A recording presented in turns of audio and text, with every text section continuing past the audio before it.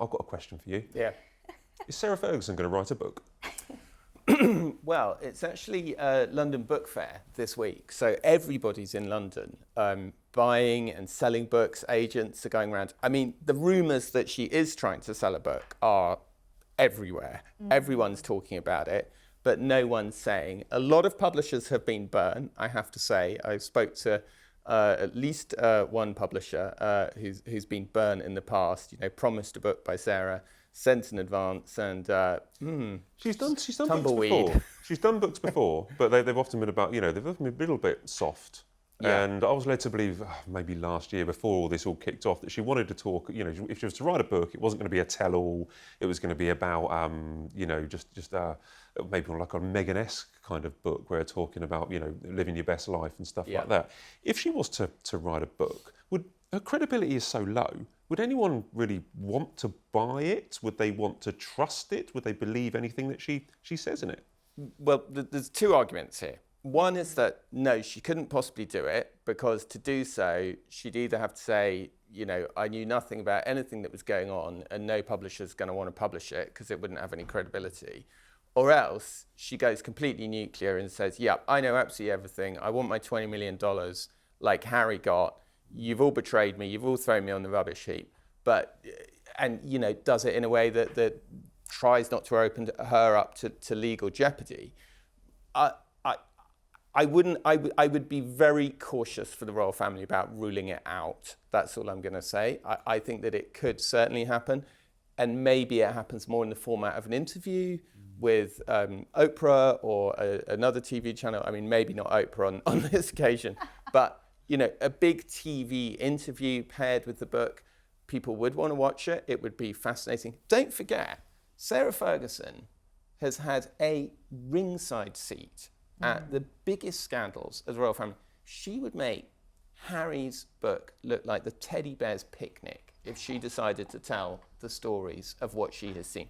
She is Diana's third or fourth cousin. Like, they go back before they were married. She was absolutely Diana's confidant in all of the years of the divorce, the Battle of the Waleses, the children, Diana's death. I mean, she has seen it all, Matt. And if she wanted to lift the lid, I tell you, I think she'd get more than Harry. But I think it would be, it wouldn't be burning bridges, it would be blowing them up.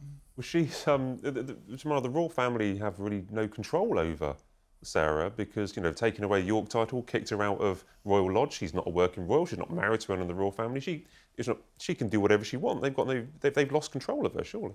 I mean, she's money hungry. She knows where the bodies are buried, and she really, really does have an axe to grind in some sort of way, because she has been pretty shortchanged by the royal family out of this whole situation. She's pretty disgusting as an individual, but she'll have a lot to tell. I think Tom's completely right, and I do think it's the latter option that you put forward, where she's going to need something out of this. I mean, at least Andrew's been put up by the royal family somewhere to live. She got totally kicked out of the Royal Lodge and is effectively homeless at the moment. So, I mean, of course, she's probably living with one of her well-to-do daughters or something like that, being put up by them. And we know that she's got no shortage of money with her extravagant stays in Swiss health retreats for her mental health and all that. But I think Fergie is a live wire, and we haven't heard the last from her. She's got a lot to tell. And I think the daughters is a really interesting point, because I think the last bit of leverage was that the daughters were allowed to stay part of the royal family. It's true. Well, if now the daughters are being kicked out by William, which we're seeing, they're now not allowed to appear at anything with the royal family. They've been told they're not going to Ascot. They're not. We've seen Charles desperately try to protect those daughters. We saw in the briefing notes that came out after Andrew was stripped of his rights, they're completely unaffected by anything that's happened. There they are at Christmas, William with a face like thunder, refusing to speak to them or be around them. And now, suddenly, we're being told they're not appearing at any royal events ever again, or alongside any member of the royal family ever again.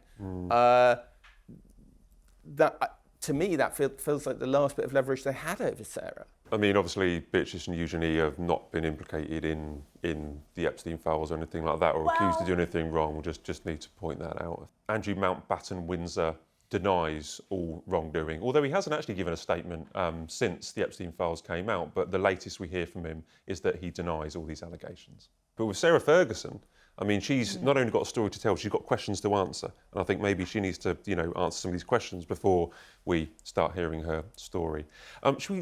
This show today has been quite stressful. There's been a lot going on, I think. It's been, you know what I mean? There's been some big issues that we've spoken about here, I think. Anyway, I'm stressed here. Yeah. Could we talk about something a little bit more fun, just to finish off? Could we talk about Prince William and his phone call? Did you find it funny? I found it funny. He was helping out at a pasty company down in Cornwall, and he got stuck in. Picked up the phone, and somebody ordered a bunch of pasties, and he mistook her name, Josie, for Juicy. Look, did you not see this? I did. I saw it on your socials. I genuinely think, look, in all this trouble that we're talking about here, the stripped down monarchy at the Commonwealth, everything that Harry and Meghan are bringing, Sarah Ferguson bringing all this carnage. Sometimes it is just nice to see the royals kind of having a bit of fun, warming a community, bringing a bit of light and enjoyment to communities. Because he went to, he's the Duke of Cornwall. He went down there to speak to communities that have been affected by recent flood, a recent storm in January and stuff like that. And I think these communities will really welcome his arrival down there. Can I finish on that little bit of light?